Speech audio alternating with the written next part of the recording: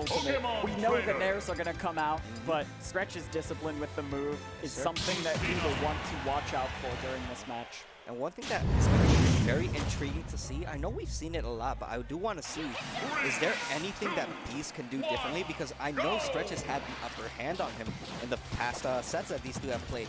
So I want to see, are we going to see a little bit more Zard? Are we going to see a little bit more Squirtle? Maybe the Ivy? What should we be expecting from Beast to do a little differently now?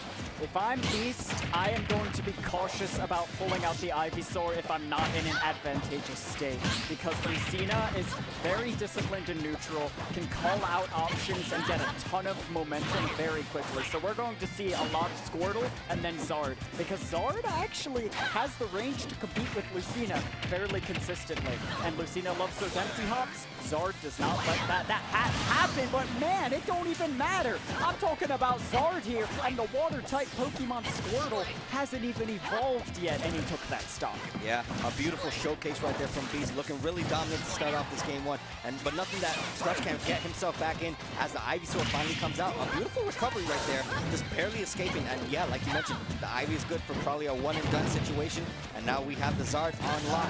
Nothing that we haven't seen Beast already do with this Zard character, with Zard on his on lock right now. So we could be seeing a lot of early grabs, going for early callouts like that just to get your opponent and play the mind games. Man, that always makes me reel back whenever Beast does that, because Zard F smash is one of the scariest moves to get hit by. Yep, the Nair gonna put Stretch in a sticky situation, but nothing that a dare into back air will put you in a bad situation, but not seal the stock yet. Oh, he wanted the counter. He definitely accidentally grabbed the ledge there. Stretch was looking for the absolute perfect response, but Beast is responding to Stretch's impatience with that F smash and calling it out with the back air. And a beautiful back air into a double Nair, almost sealing the stock right there with what could have been a two-frame, and this is a bad position. If you're Beast, you know the moment he back throws you and he has you off stage, you are in a bad predicament. I think he took his jump. Oh, it doesn't even matter. A three stock to start off. This is a different breed of Joel we're seeing, or Beast I should be saying. This is a different Beast we're seeing right now. Yeah, and I mean, we're talking about competing with range in terms of Zard and Lucina. Goodness gracious, the advantage state is so lopsided in Zard's favor. Lucina has those ranged options in order to keep certain scrappers away from her, but when you've got a beast like Beast, how are you going to get this Zard off of you? One thing that you got to keep in mind is the moment that Beast grabs you with Zard, you can expect the back air, you can expect the Nair. Or at times, if he's feeling it, he will go for a Flare Blitz. And I'm really intrigued to see how much of the unorthodox gameplay we will be seeing from Beast in this game too. Or what it is that we will be seeing different from Stretch. Yeah, excellent punishes here from Beast. The discipline is there despite the explosive advantage state. The poke's not working out. 84% already. Stretch looking to seal the stock early. Ends up getting back on stage a little bit safely. A bit of damage tacked on. Beast still very confident with the Squirtle at the moment. Yeah. And at 116%, you don't really see people stick with Squirtle for too long. Gonna switch to Ivysaur finally, and a high recovery, very risky, but you're gonna get away with it this time, Stretch. You just really gotta be very patient as the down throw into Mind Whip will do it for sure and give Beast the lead.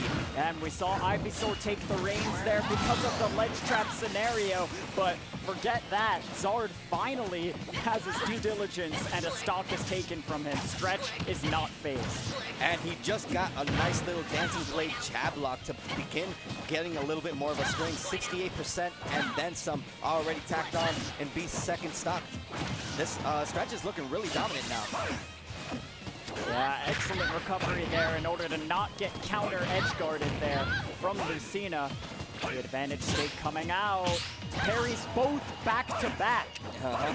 Anything you can do, I can do better. And now Lucina is taking full advantage. We finally see the Zard come out. And the air dodge kind of saving Beast in that scenario. Oh my gosh, I think that was a misinputted play. Beast is trying to shark these platforms as best he can. No tech on deck. You are going to have to make your reaction time a little bit better because Stretch will take full advantage of that. Yep, one of the more optimal things to do if you're Lucina, and a beautiful 24% tacked on already on Beast Squirtle. now this is definitely a different gameplay we're seeing, but the jab block in return for the forward smash to seal the stock, and we are back down to a 1-1 stock game. Man, if I can't tech on the wall, you ain't teching on the stage. Squirtle calling out very well, and now Beast is back in his own here. Yes, sir. Now, basically at even percentages, he's opting to stick with the Squirtle for this long. It's so interesting to see. Going for it all. I mean, he just wanted the damage. He didn't even want to go for a kill. He just wanted damage because he knows that Charizard was going to come out eventually. Back throw, almost putting Stretch in the back. Oh, you can't jab Zard like that. He's got way too explosive out of shield options. Stretch going crazy right now for that insane read. Very good roll away. He had the situation in his favor right there, and Beast barely missing the F-tilt. Oh my god! Great roll away to get away from that grab. Beast is fiending for it. This won't be a kill. Just not enough. He did not land on the platform, but now in terms of percentages, Beast has nothing to worry about. But he does have him for the back throw or up throw. Yes, sir! That is enough. Beast 2-0 over Stretch.